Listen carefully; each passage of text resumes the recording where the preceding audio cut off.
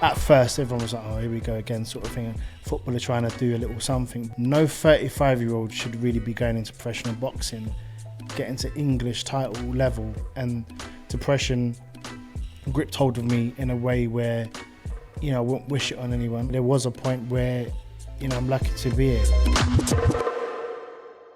This is George Groves Boxing Club. I am George Groves. I am with Dec, and this week we are joined by someone who is not just known for boxing, but also for being a footballer. He's been a goal scorer in all 4 divisions. Former challenger of the English super middleweight title. It is, of course, Leon McKenzie. Yes. Leon, thank you so much for coming on the show, mate. It's a pleasure to be on with you. It's a pleasure to be you're on in the club. Yeah, and what an introduction. 4 division world champion is what we were saying, like Canelo. Yeah, Canelo, yeah. You score goals in all 4 divisions and you challenge for the English super middleweight title. Now, you're not the first box to box. We had Curtis Woodhouse. We're going to get to Curtis Woodhouse because he's one of your former teammates. Yeah, and you're still in football at the moment. Yeah, so you're correct, coaching now. That must be nice.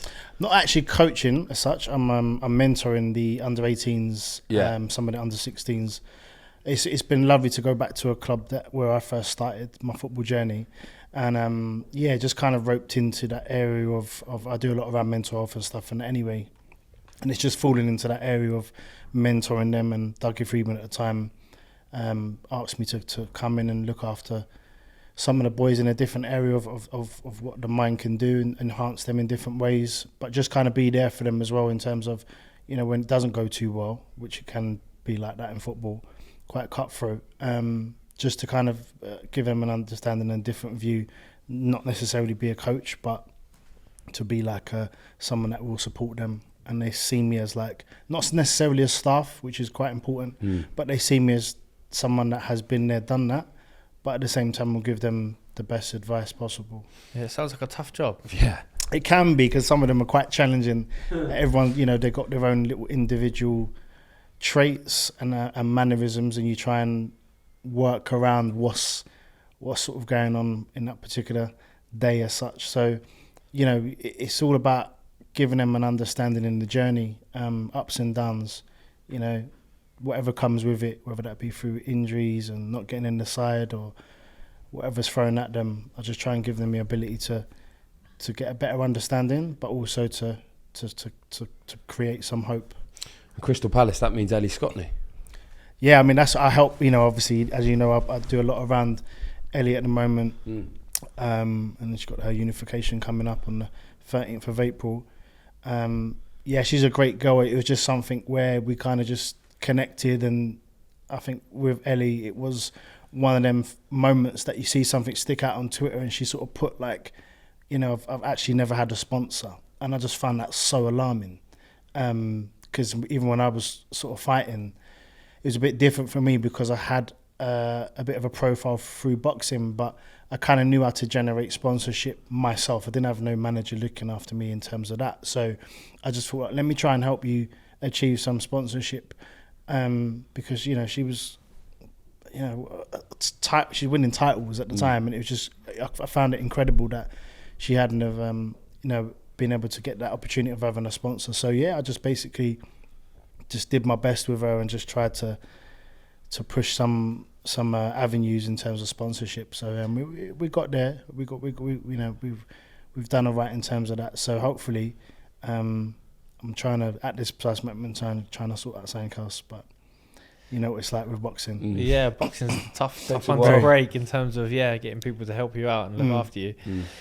Is it different, like in terms of mentoring young athletes, whether they be footballers or boxers, compared to when you was breaking through? I know you obviously came through as a footballer, but you're from a boxing family.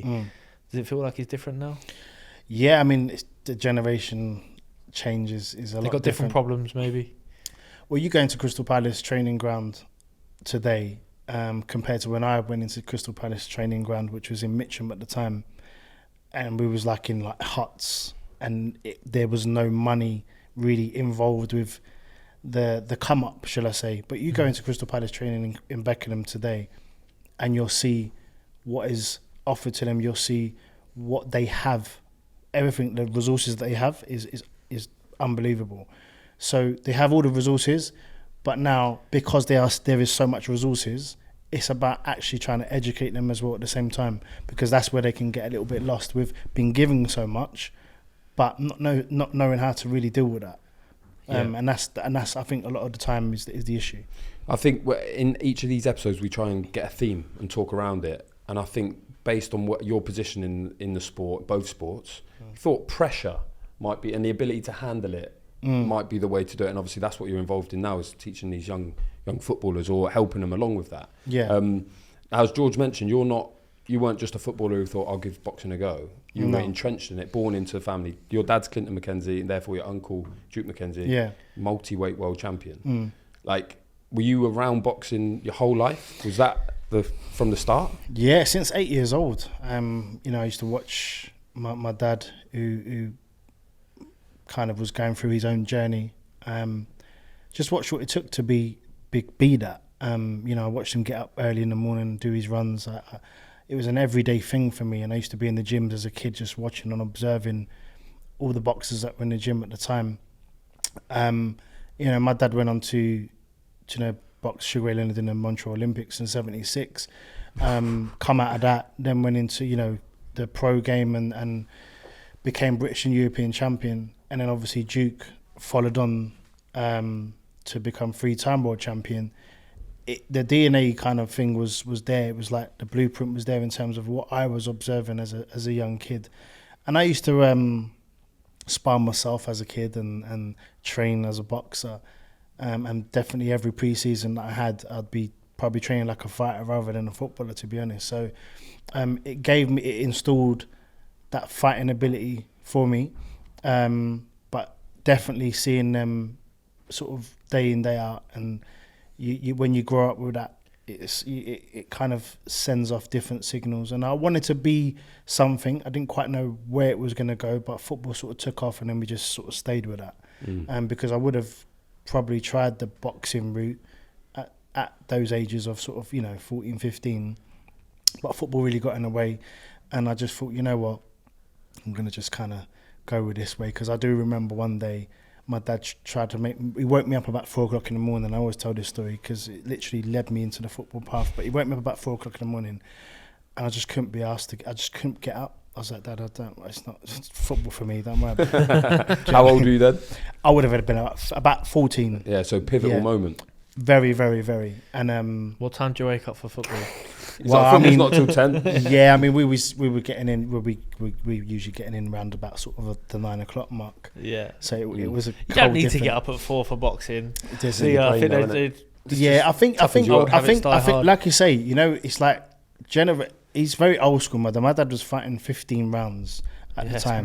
Do you see what I mean? Yeah. So it's a whole different level of thinking, and how he kind of came up in the world as a boxer to what the generational fighter is today. Yeah, you don't need to, but I think sometimes it's just what you do with yourself, and more than anyone. Like I've seen some of your training regimes. Like, I don't think every fighter is doing that. It's just down to the individual and what you feel works for you. And you were a centre forward. Were you a centre forward straight away? No, I was a centre midfielder straight away. To be fair, did the boxing stuff? Did you like combative, and was there a transferable skill? I believe so, because at 35 years old, when I went into professional boxing, having never competed, I knew what's going on, but I never competed. So when going in at 35, I do believe that having some football attributes probably led me to do as well as I did. With respect to the sport, no 35-year-old should really be going into professional boxing, getting to English title level. And obviously I fought for a Southern Area title, lost by, to Cello Renda, actually. And it was just like, I knew that I had something, but it just wasn't a myth. It wasn't like no gimmick. It wasn't no like, at first everyone was like, oh, here we go again, sort of thing. Footballer trying to do a little something. But what I realised within boxing, as it becomes quite a family-oriented sport, that your name does still, it starts to kind of get about, the respect kind of really goes out there within sparring, because it all kind of comes together. Do you know what I mean? Like, it was like I was then getting called to go and spar with the likes of, Anthony Yard and Eubanks calling me, and, the list goes on, even Callum Smith, but we kind of gave that one a miss, I think. And then obviously with Georgie,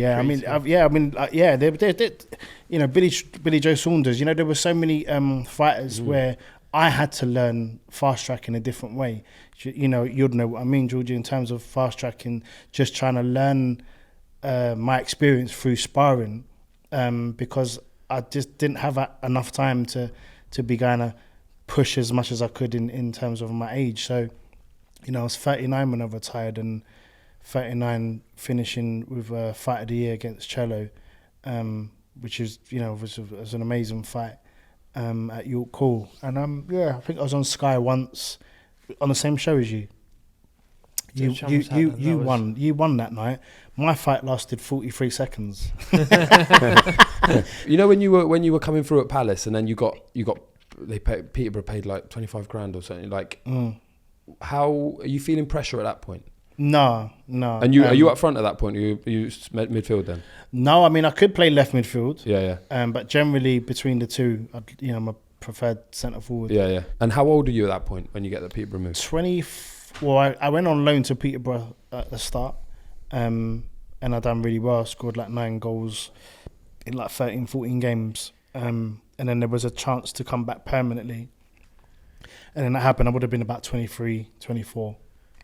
And then, Barry Fry, being the charismatic character he is, he was quite very, I suppose, complimentary of me. Like, he kind of really gassed me up and made me feel like $1 million. So it was just great to be able to like have a manager that believed in what I do, but sort of let me get on with it at the same time. And I just took that leading role. I sort of took it on with both hands, really, or both legs, shall I say.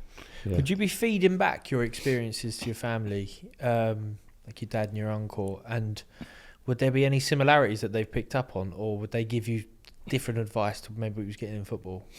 Elaborate. In what sense? Well, I suppose, if it's working, if you're playing well or you're not, just how you're thinking and feeling. Because as a fighter, I've never played football, so you just wonder, it's the differences that are obvious, like where it's a team environment, sometimes you could lose and it couldn't be your fault, and you've got a lot more personalities within the squad that you've got to get on with than necessarily maybe in the gym. Whether you had any instances like that where good or bad experiences that you would then chew the breeze with dad or uncle, would be like, I had this feeling, scored a goal this weekend, stuff like that. So, I mean, with that, they couldn't kick a ball to save their lives. And they always said to me, like, Leon, we couldn't do what you did. Like, they couldn't be a footballer, and they couldn't do it. So they never had, I guess, that conversation with me in terms of football, because they just didn't really know much about it. They just knew that I was good, but they've never done it. And you try and see my dad deal with a football, it's just like it's quite humorous. So never, but conversational in terms of boxing, totally got it. Like, it was just a natural process, really. Whether that be sparring, conversations after sparring. Sometimes, you kind of develop different relationships and different kind of things. Like, I knew when I was hurt. He knew when I was hurt. But then he knew when I would bite down on my gum shield and when I fight back. And so you kind of develop different characteristics. But again, we had some beautiful conversations, even, with my Uncle Duke as well.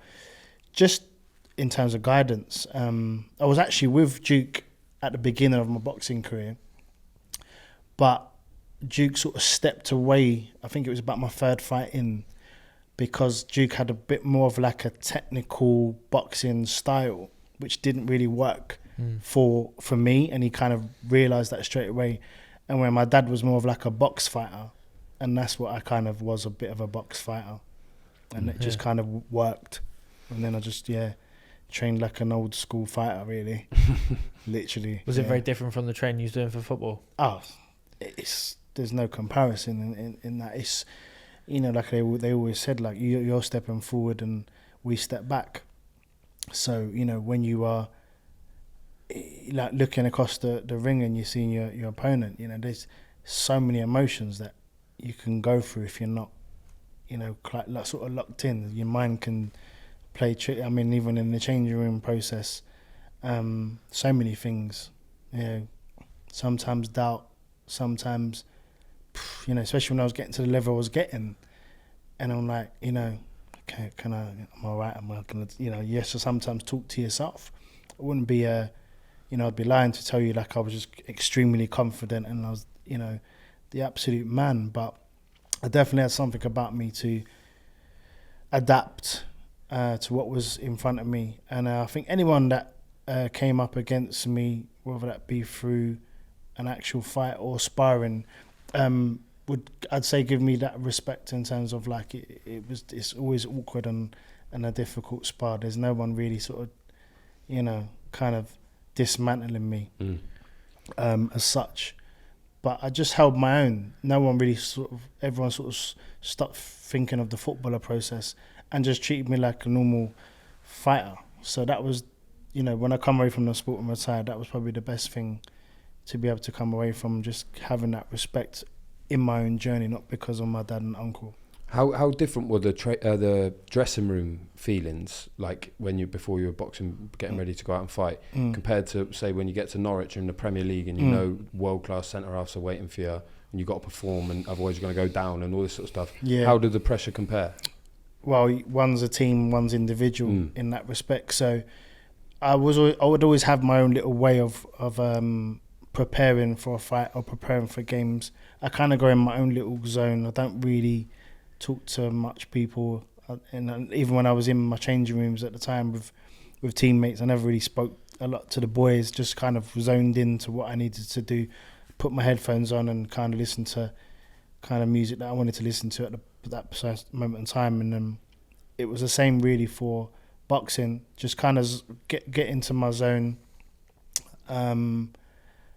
But yeah, I'm quite an emotional person, so you know, what I noticed in my boxing career is that when I used to have like maybe my children come in and give me that sort of last kiss before I go out to a fight, yeah, it was hard because it was like, okay, like it's not so much pressure, but they're like my world, they're like my everything. So it added something like, oh, I'm gonna fucking win. Do you know what I mean? That's where I was at in my head. So there was a emotional factor to it. Yeah, I felt it was quite an emotional journey as much as an amazing experience for my own. What did you prefer, team environment and having to perform in that and having therefore to rely on everyone else, or just on your own, knowing that it's down to you? I mean, with a team environment, when you're tired, you can pass the ball. when you're fighting, no ball to pass. When you're fighting, and you have to find it within yourself, you know. And there's no better man than George to understand that. And I've seen fights where, you know, you're having to like dig down. Do you know what I mean? And it requires a different kind of spirit, and that spirit is it's only just you and him now, you know. And then when you find that, it brings out something beautiful within the sport and yourself. Not every fighter has it, but, you know, the ones that get to the elite levels that George get to, the ones that understand what they've got through, what they've gone through to get to that particular stage of now performing at that level is a big deal. Just to elaborate on the changing room, so you're that guy who likes to have his music on, be in his own zone, maybe get comfortable with his own thoughts. Are you thinking the same sort of things before a football match than before a boxing match? Like, is football as sort of instinctive and reactive as sometimes boxing is? Good question. Like I said, my mindset was thinking like a fighter, even though I was a professional footballer. Like, don't get it twisted. Like when I'm going out and we're in the tunnel and we're all lining up and I'm like, I'm in it. I'm like, it's like, this is my ring. So I'm going out to like, I was quite a spiteful, explosive player. So, you know, I was, you know, quite, you know, I was like to have a fight. Yeah. On the pitch. Not actually to have a fight, but actually battle. to get the best out of what I could bring. And then obviously, adding goals to that made me the character I was. But I would say, yeah, definitely I had kind of the same mindset as I did when I was fighting. It was the same process, but I just couldn't throw my hands. Yeah. Is scoring a goal like scoring a knockdown? Like what? Oh, yeah. And do you know what? When I won my first professional boxing fight, I remember, and I stopped him in round 2, but I was so happy. Like I was like, oh yeah, that's better than scoring a goal. And when I look back, no, it wasn't. Yeah. Really? Yeah. Goal's better. Yeah, I can't. When this is something, like my dream was to kind of score goals and do that. But when you're scoring against your Man Uniteds and your Chelseas and your Man Cities, and I'm a kid from Fulton Heath, South London, where it's so far away to be able to reach that. So every goal I scored, you'll see I was mad. Yeah. Ian Wright was a massive mentor for me in my football career, and I kind of picked up so many. I got it to why there was so much enthusiasm and passion around scoring goals. So yeah, that was where it went. It's got to be better. Yeah. It's got to, because there's so many moving parts at play. Yeah. The goal. And the goal. Yeah. Oh, and it's like no it's doubt. When you got best part 30,000 people screaming your name. How long does that feeling last? Would you feel great for the rest of the game? Will it last for a couple of minutes? So you've got to go and score again. The feeling, it depended on the game. Yeah. So, for instance, probably my most memorable goal would be, the winner against Manchester United, where Dean Ashton scored the first and I got the second. Was that the overhead kick one? Dean Ashton? No, that was when he was at West Ham. Yeah. He was an amazing player. But he scored a header, and then I think it was about 76 minutes in. Now there's only 15 minutes left till the game. We're 2-0 up, fighting for our life, sort of thing. And it was just one of them things where, actually, we're going to win this game. So now that belief picks up within the lads, and then you just go on to win it, and that's the beauty about football. It's one of them where when you see someone score a goal and then straight from kickoff they're proper on it for 10 seconds. Oh, I was buzzing. I was a very animated player, shall we say, very enthusiastic player. But I would battle for everything. I would probably be there. Everything's a fight for me. Just make it the best I could. You're not allowed to throw punches in a box. Well, you can do it in a box match. You can't throw punches in a football match. But how'd you get in that mindset then of going to war, going to battle? Is it with a player? Is it with the team? Is it listen. Sometimes you got a centre half breathing down your breathing down you, and it's just smashing you every time you get the ball and doing. After a while, you're gonna be like, cool. If you've got that fighting spirit, which I had. So after a while, you're going to be like, okay, next time it's on, sort of thing. Yeah. So it was just those kind of little moments. Which anybody catch you off guard? And listen, I've been, smashed a few times. But at the same time, I'll give as good as I get, sort of thing.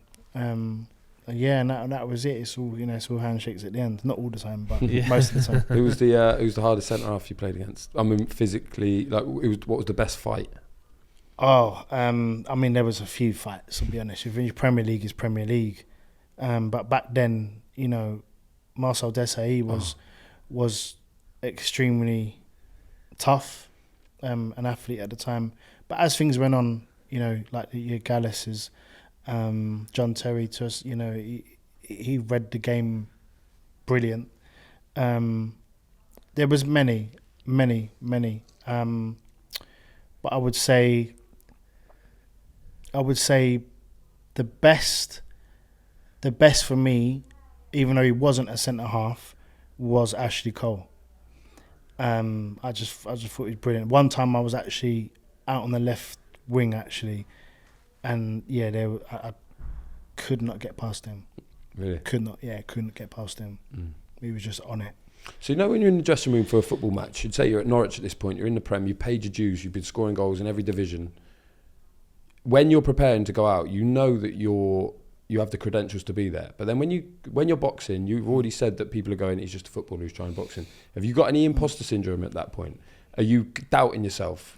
And is it different because in the football you've done it and you've earned your place and you've got yourself there? Yeah, I think the only doubt that crept in is because I know boxing, and with respect, at 35 years old, I'm going into a professional boxing ring, never competed in the sport. Yeah. Do you see what I mean? Like, I'm going into like your sport. That's the real, because I've been 18 years as a professional footballer. Yeah, none of them are going to your sport either. Do you see what I'm saying? Yeah. So it's like, it can create like, just go, okay, cool, I'll show you. But after 1, 2, 3, 4, 5, 6, whatever, and you're winning, you're winning fights and you're fighting credible people, and then you're sparring with, I sparred with the girls and I sparred with everyone apart from George, thankfully. Still time. But yeah, no, I sparred with everyone and just got that experience. But I never feared of what my ability was in terms of boxing. I think it's just like, I kind of knew when I fought Jermaine Smile for the English title, which I should have won really, to be honest. But at 38 years old, I remember after round 2, I came back to the corner and I said to my dad, it's not there. So I could not get that snap. I kind of just couldn't find it. I was about a year out before that fight anyway. So so it would have been 2016. So the year where I won in 43 seconds at the Copper Box with you. Was that against Kelvin Young? Yes. Swindon legend, Kelvin Young. Yeah, Yes. 1 round job. Yes. Yeah. Shout out Kelvin Young. Yeah, no. Yeah, big up. Yeah, I was a year until I fought again. And I think Father Time has this way in kind of just letting you know, and it let me know in that fight. And then there was another year till I fought for the Southern Area title against Cello, who's a complete bogeyman in himself. So I did the best I could in terms of the time I had. There was never an option to start boxing earlier. There was an option, but I just thought football would be the best. Away from, yeah, because I'd already kind of signed my YTS, or just the youth development scheme. I already done my scholarship now at Palace. I've just started the process of becoming a scholarship lad at Crystal Palace. So, to get a scholar and then just have my 2 years as I love that bit. But I never thought I'd be able to, when I look at the 2 years and when I went to Crystal Palace, my first year was probably a little bit behind technically in front of, there were so many boys ahead of me. But in my second year, I just observed and clocked on, and little did I know I'd make my professional debut at 17 years old, and then that was it. So I'm a professional contract at 17, had my son at 18, and then the journey starts really. The journey starts. You had some well documented dark times when you were playing football. How much do you think boxing helped you, and was boxing a tonic to that? Is that why you did it? Yeah, so you see a lot of, especially in boxing, when career's finished, we lose our identity. We kind of don't know who is Leon McKenzie now without boxing or football. Yeah, and sometimes where we've been doing the sport for so long, we find that hard to figure out the next part. Like, well, what am I about now?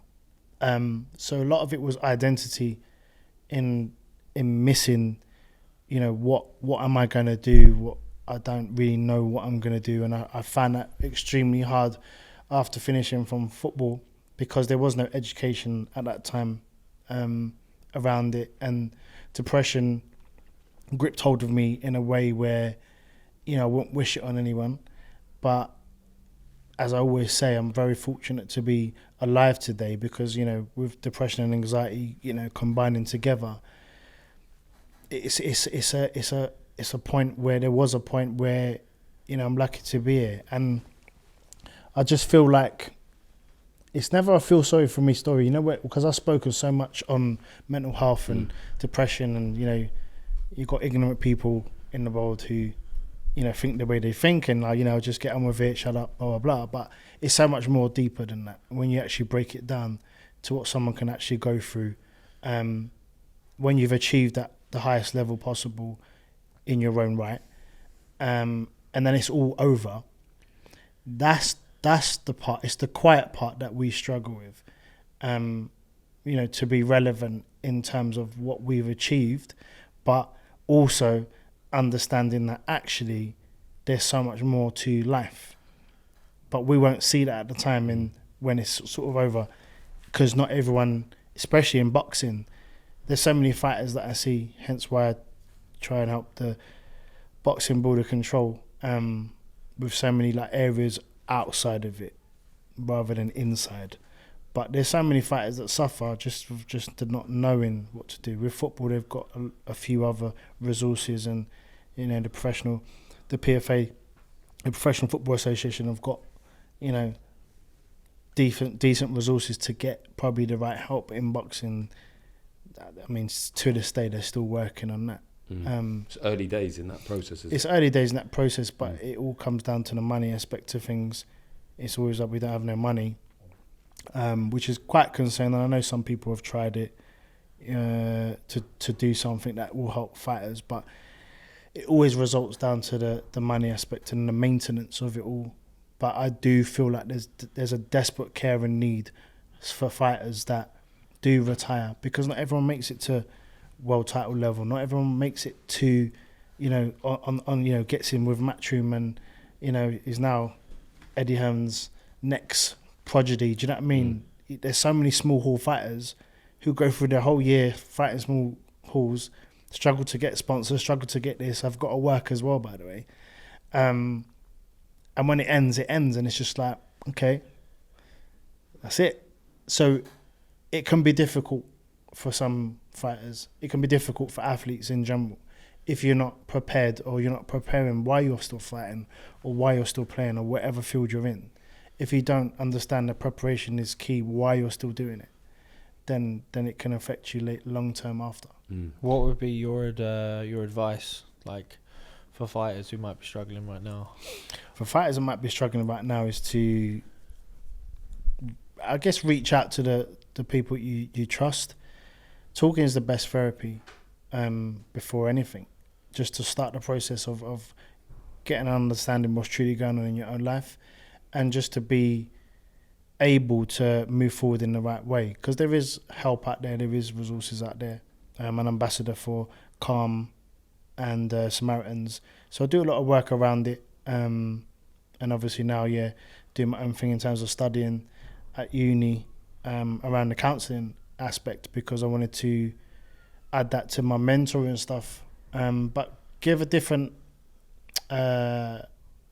just to give different avenue to helping, even within boxing, you know, to try and, you know, if there's more counsellors within boxing or within whatever it is. I know they have it in football because they hire former footballers to become that and work within the football industry. But boxing, you know, it's kind of like, you know, so it's like, okay, well, you know what, let me try and get hold of it, and that's why, you know, for me, it's just about trying to make change and try and inspire in a different way, because now it's not all about me. I have my time. I'm happy with what I've produced and done within my fields and within the ring. But now it's just like about just trying to help people the best I can, train people. I love, you know, fitness is a massive part. Sorry, Dec. You said Ian Wright was a good friend to you and influential to you as you're coming through. Did he say anything that resonated with you while you was playing? All the time. He cussed me sometimes if I hadn't. You know, I remember one time I got the man in the match. I was playing at White Hart Lane and we was playing against Spurs, so he was proper animated anyway. But I had one chance at the end, and Wrighty was very much like, you know, once he gets his chance, even if it was one chance, it's there, do you know what I mean? But I had one chance and I snatched it. I didn't sort of shift my feet quick enough, and sort of went wide, and he called me up and he was like, oh, no, like he's proper on it. But again, loved his passion, desire, told me the truth. But all throughout my career, you know, we sort of like speak here and there. And yeah, just kind of just really helped me to understand and engage in that desire. And then just things kind of developed after that. Was that sort of support and someone to talk to, was that readily available in those days? Like No. Football, mental health, even now, but then nobody was talking about it. No one was talking about mental health. And I think a lot of people find it uncomfortable to talk about mental health because it kind of projects weakness. It projects kind of like, oh, here we go again kind of thing, because we hear it so much now in this generation that we're in, whether it be celebrities speaking about it or athletes or whatever. But there is real stories and real people out there suffering. Not everyone's trying to pull a fast one and do a like, oh, can you feel sorry for me after saying that, or it's not no clickbait thing. It's very serious for a lot of people, and that is one of my reasons to trying to do the best I can to make a difference. 2013 January, you had your last football match, right? Is that right? Yeah, well, it would have been 2020 because I turned pro at 2013. Sorry, 2012. 2012. Because I saw that it was January you had your last football match, and then by June you had your first boxing match. Is that right? Yeah, it would have been about 6 months process. Because that is wild, like how quickly that happened for you. What happened in those 6 months? How long have you got? I don't know if you got that long. I made some horrendous life choices that put me in a very vulnerable position in life. Went through another divorce. Then I found myself in a position of where I've just kind of alone with my thoughts and everything else. Sport doesn't prepare us for those moments of vulnerability. It doesn't. And I kind of didn't want to go back to a position where I once was, where I was trying to take my own life or attempt to take my own life, a few years prior to that. I didn't want to go back to that. And now I've got 5 beautiful children and they're my power. So I needed to find a way to find that fight spirit. And I just remember having a conversation with my dad where I was just in a very, very lonely place again. And I just like, Dad, I need to jump in the ring and do so. I want to jump in the ring, basically. And he just like looked at me and just smiled and said, all right, let's go. Within 6 months, that was it. I was making my professional debut at You're Cool. That's mad. What was the training process like? What that 6 months? What did it look like? I guess you were still super fit as a professional athlete. Yeah, but there's a different fitness. There's boxing fitness and then there's football fitness. So boxers couldn't go and play football because I've seen that happen and that's just horrendous, right? But footballers will struggle to do what we do. So I learned that it was, I was sparring with Richard Williams, was my first probably major sparring partner coming into the professional ranks. And it was a lesson that, there was lessons in it that I just can't even, I find it hard to even articulate to how that feeling was. I could not even do 3 rounds with him. At the time, before my professional debut, I was struggling to do 3 3-minute rounds. No word of a lie. Because I was just physically? Like, fuck. Yeah, but I was like, I'm so tired. Do you know what I mean? Like, I couldn't believe it. But something happens along the way. And obviously, as I started getting out there and sparring with, world-class fighters, and they wouldn't take it easy on me in that respect. But something just happens and you just, you know yourself, George, like you just start to get a different kind of education. Like you kind of start knowing how to breathe. You know how to, when you get caught and certain things, and you just know. You start to understand what you're doing boxing wise. You know when you can box. You know when you can fight. You know when you got someone in trouble. You just know. And I picked up little things from that early process, and obviously with my dad and Duke as well. which is a different kind of form of DNA and education, right? So pressure as well, though. Yeah, not really. No, I didn't feel pressure going into boxing because I was never going to become a world champion. I'm never going to become, really truly close to probably getting a touch British. I could have probably pushed, but I think with boxing, again, with that educational side with it, I think once I got to like an English title, Southern title, and I'm fighting for those domestic sort of titles, in my head, I'm like, okay, I could have won them, but I didn't. But I'm 39 now. Let's be honest, like, if I've not won them at that precise moment in time, where that moment's presented itself, to now go in like 40, 41, not saying that age is, a massive kind of Achilles heel, but I think it is absolutely crucial in boxing around those ages. I think you can, really find out, actually, this is probably a little bit too far gone now. So I think it was I just knew it was time to stop. You scratched that itch at that point as well then. So I think so. Your football career and you're not in a happy place. Yeah, I think so, George, because like I say, I would say I'm probably one of the leading athletes in terms of speaking about mental health in coming from what I came from, along with a few others.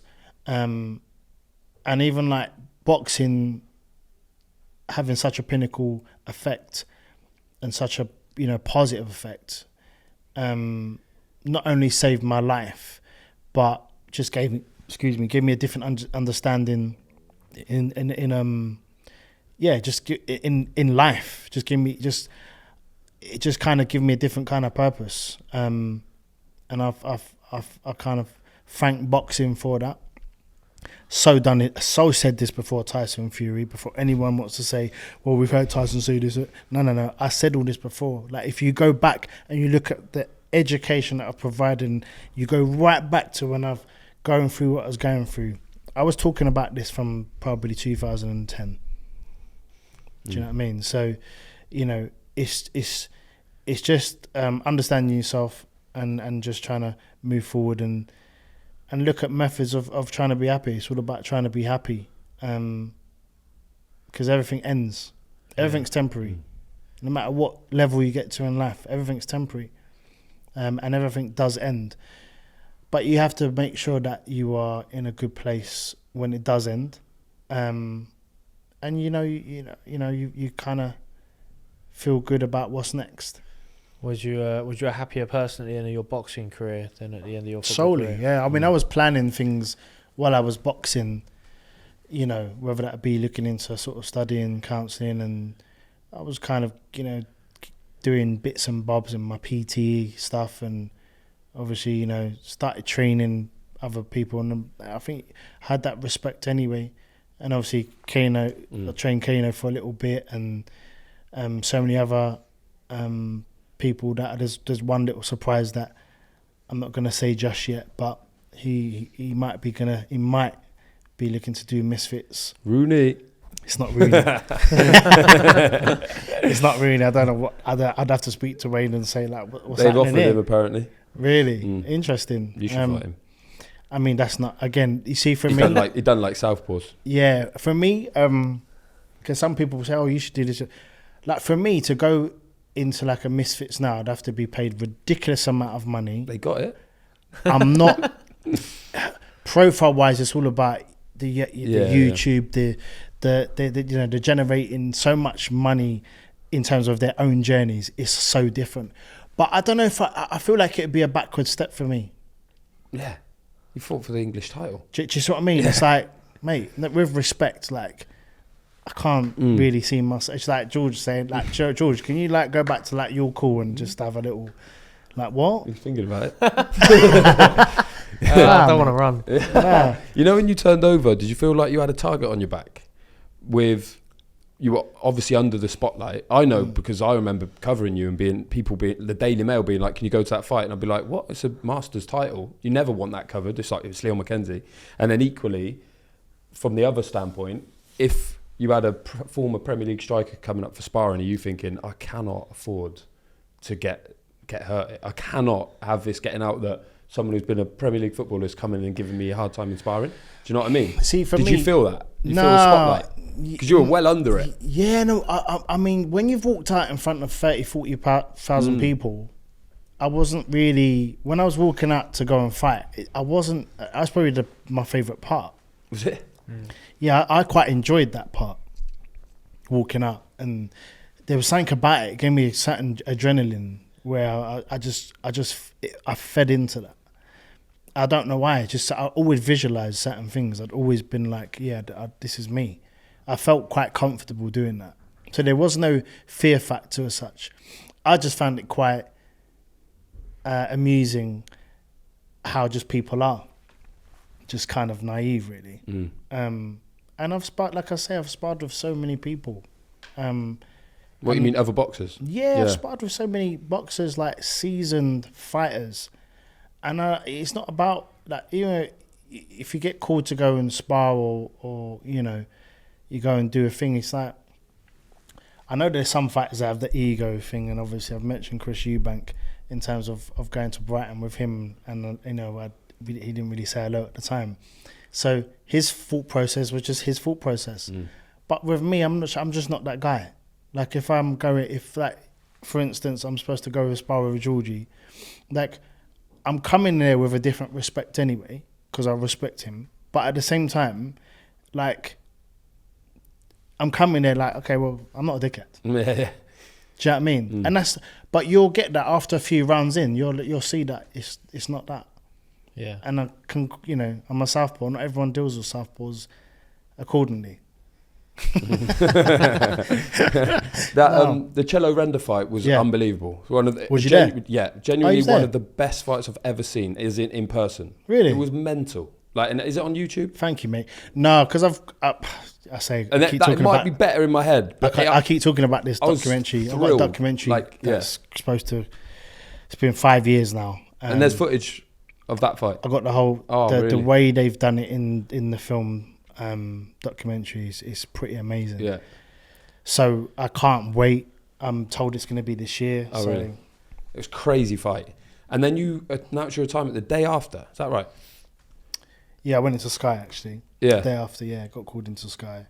And I just retired because I think every fighter knows when you leave everything in the ring, I left everything in there. Like I collapsed in round 9, literally collapsed. I had nothing left.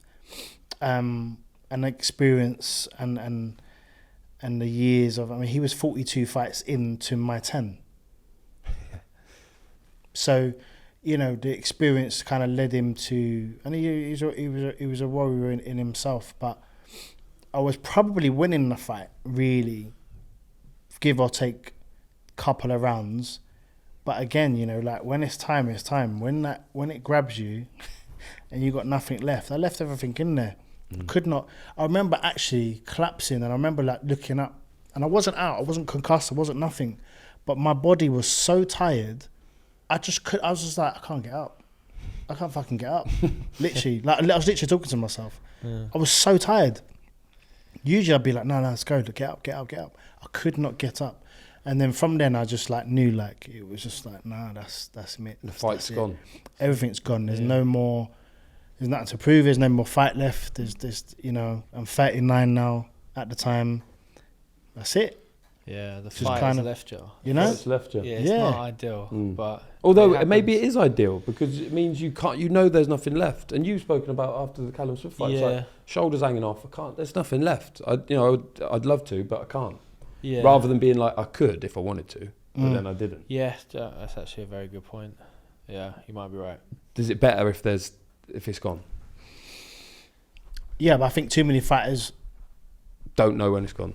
Keep going. Yeah. Keep going. Like, you know, sometimes when you know, you have to be honest with yourself. There's a congruence element to it. You have to be honest. Is there exit strategy for you at this point? You know what you want to do after boxing? Yeah, just obviously like I went into sort of the fitness and sort of freelance coaching boxing and doing classes and bits and bobs. So I kind of gravitated towards that. I do a lot of stuff, speaking stuff around mental health because I just think it's an important passion of mine to project that out there into the world. So yeah, I do a lot of stuff in corporate sort of industries, not just sport. So I kind of was building that process of just trying to change the chapters, and yeah, just trying to focus and understanding where I'm at, understanding what's present, understanding what's gone, but understanding what I do moving forward. We've got a feature. Speaking of moving forward, I hope you've got a bit of fight left in you, because we've got a quiz. Yeah, we got a quiz. We've got one hell of a quiz. Okay, right, let's have a break there. And then it's quiz time. I'm George Groves. He's Dec. And if you haven't heard, the George Groves Boxing Club is going live, and tickets are on sale right now. Nice. Our first ever live event, George. Are we going to start off in a nice low-key venue? Absolutely not. No. We are taking on the world famous Shepherd's Bush Empire, and it is FROCH-GROVES free. It is 10 years, Dec, since mine and Froch's fight at Wembley Stadium. So I've gone and got Mr. Froch to come down, all the way down to the Shepherd's Bush Empire, and we're going to tussle it out again in podcast form. Nice. You could get the bus there again. Should we brainstorm a few other ideas? It's going to be the feature, and it will be the best feature we've ever done. Maybe you and Cole could have a duel. We'll be crowdsourcing. For the most Mike part. Skinner's coming. He's crowd surfing. 50 Cent's going to buy the first 3 rows anyway. I don't think we could promise this. FROCH-GROVES free, a decade in the making. Tickets are on sale now. Listen to the George Groves Boxing Club podcast for all the details.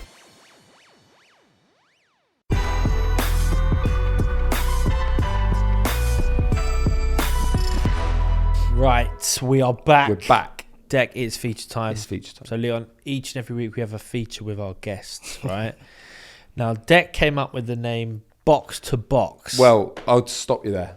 I didn't come up with it. Did I come up with it? No, you fucking I'll didn't. have it. That was the name of Curtis Woodhouse' autobiography, which he wrote with Ben Durs, from former BBC, a good friend of mine. Ben Durs came up with it? Or Box to Box. I think, I don't know, maybe it was a joint effort. You stole That's it. the name of his book, which is a quality name for a book for someone who went from football to boxing like you.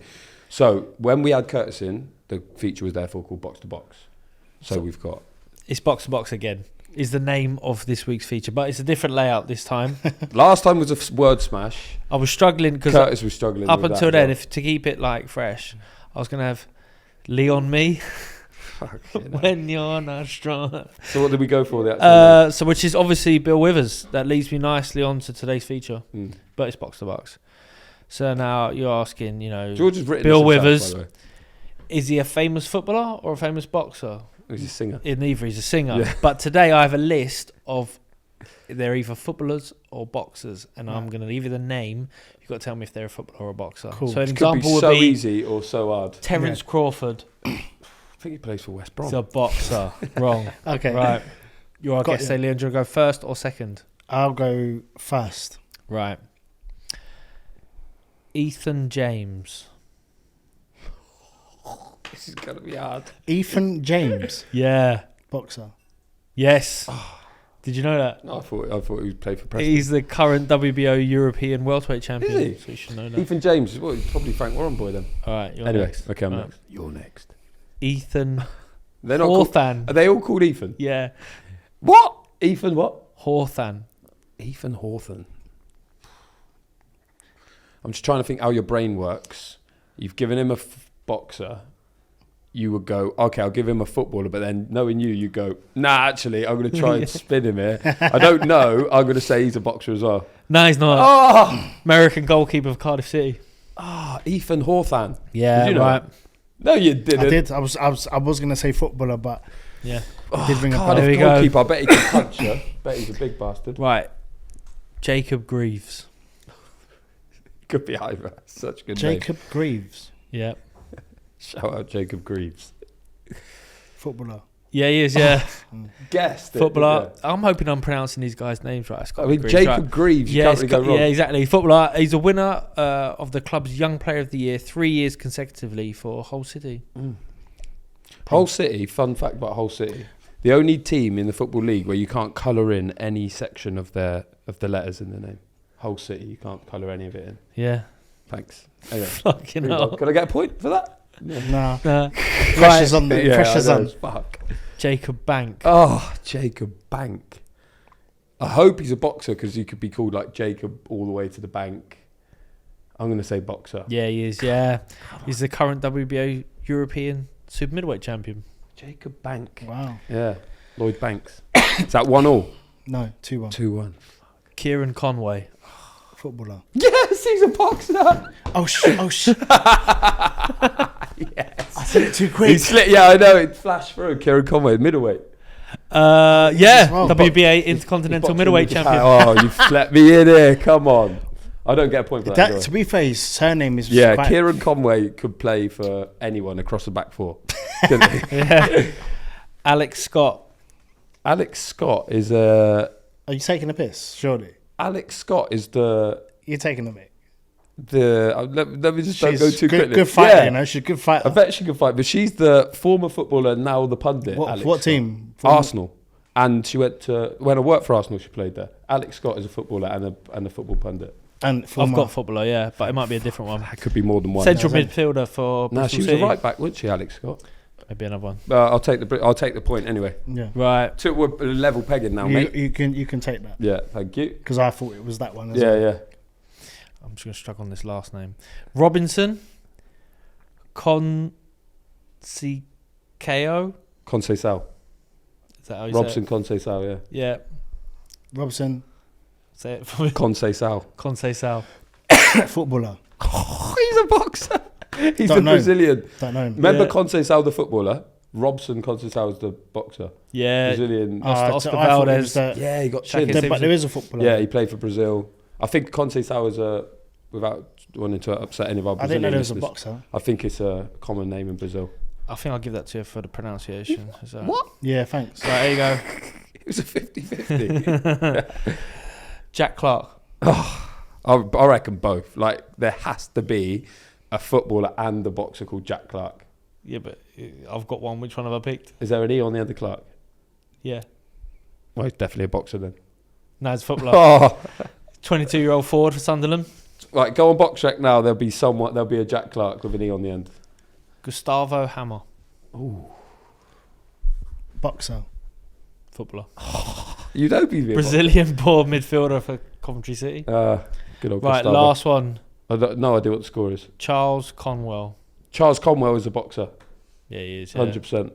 He's the baby B-Hop. yeah 18 American Yeah. middleweight division. Was that a me win? I've Come got- on. Just. Oh, yeah, do you want the tiebreaker then? Yeah, go on, fuck it. Hit us with it. Okay, tiebreaker time. Natasha Jonas is a famous boxer, has a famous sister called Nikita Paris. I think I've pronounced that right. Who's got the most followers on Instagram? Nikita or Natasha? I'm going to go Nikita. Yeah. It's Both the the same. same. Yeah, all right. Let's guess combined Okay, number. closest. What? Both of them put together? Yeah, I reckon Nikita Paris is in the millions. And Natasha Jonas is about 900,000. What? Yeah. 900,000 No. with Natasha No, Jonas. she's not. No. Nope. No, What is she? not that much. I think Nikita is around, just around under 150s, maybe Really? 200s. 200. What's Jonathan? 78. Fucking hell. On what platform? So have I won that, guys? Just yeah, that's a win. is that fair? Instagram, Is it yeah. a win? I kind of hit the figures as Yeah, well. yeah, didn't I? you did. Fine if you, yeah, whatever. Jack Clark, John Clark, whatever. Anyway, okay, we'll put it down as a win. Now, you mentioned Kano. Yeah. One of your most high-profile clients brought us this rum, actually. Shout out to Duffy White. yeah. Duffy White. And he told us you were the first and only person he's ever sparred. Yeah.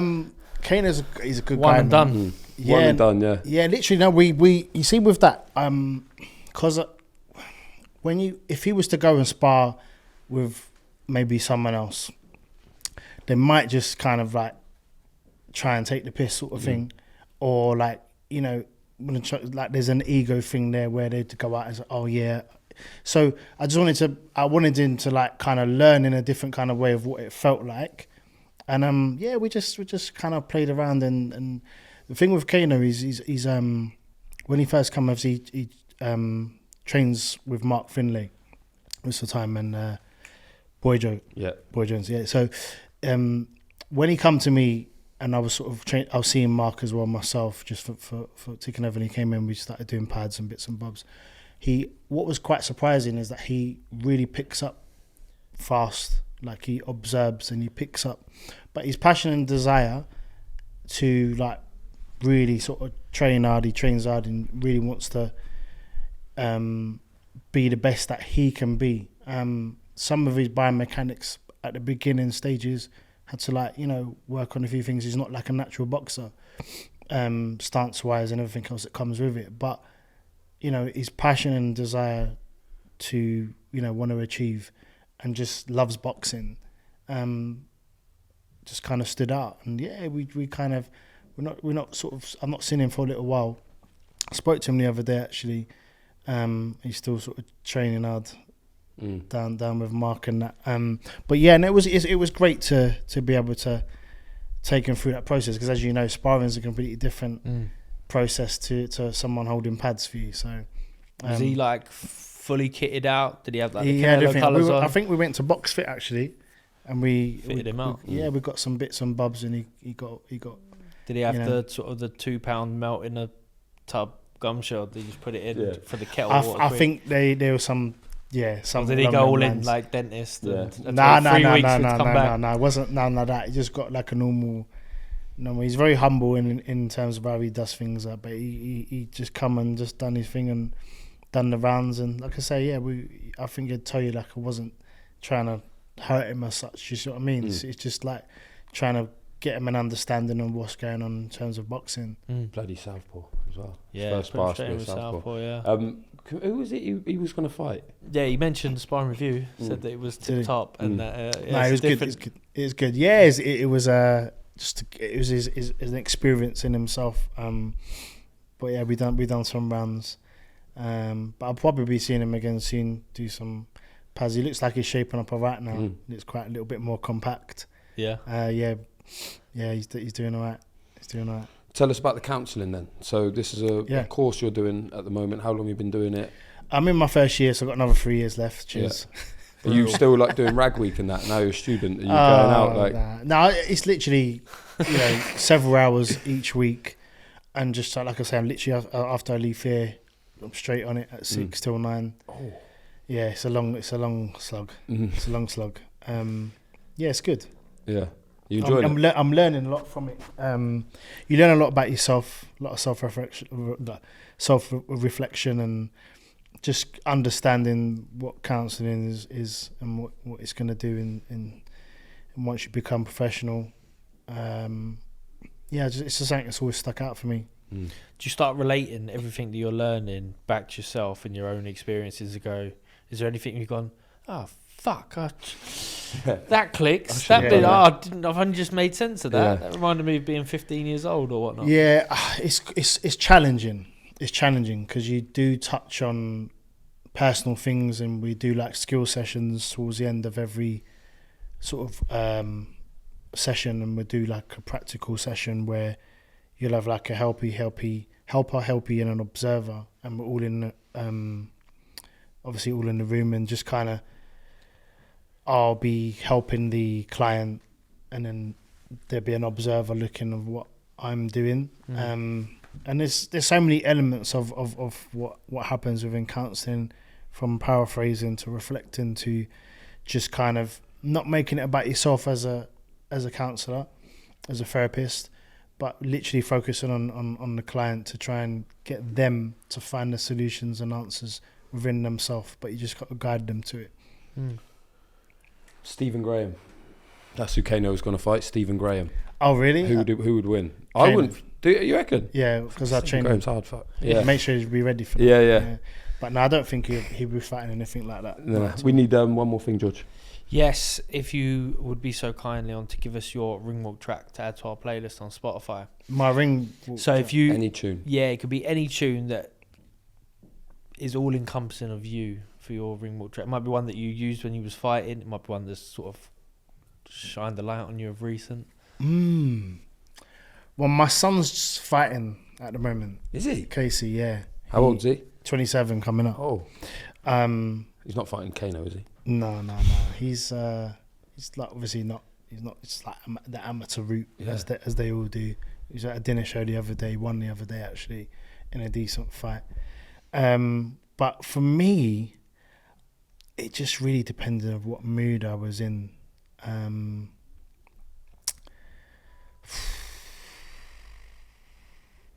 have to really think about it. We need one. we can't go home otherwise. All right, I'm going to look. Yeah, I reckon there's one that's on Spotify. Yeah, it's got to be on Spotify. Yeah, I'm looking on Spotify and now. Make sure it's not "I'm Still Standing" by Elton John, because Joe Egan's had that already. Right, do you know what I'm going to do? Because it was really funny because we was in the car and I was taking him to the weigh-in, my son. He says, Dad, I don't know what I'm going to come out to. I don't know what I'm going to come out to. It's very like his generation. Because you see, I'm quite old school, right? So I was like, okay, like what are you thinking? And he's like, I don't know. And then he put on this song and I was like, yeah, that's a bit of me still. Like, do you know what I mean? So it is by Gunner. It's called Don't Play Around. Don't Play Around by Gunner. Yeah. Which is appropriate for a former professional footballer. Yeah. And he walked out to that, and I think, and he won. Yeah, and I think if I was, I could have walked out to something like that. Yeah. Don't Play Around by Gunner. Yeah. Perfect. There you go. Yeah. Perfect.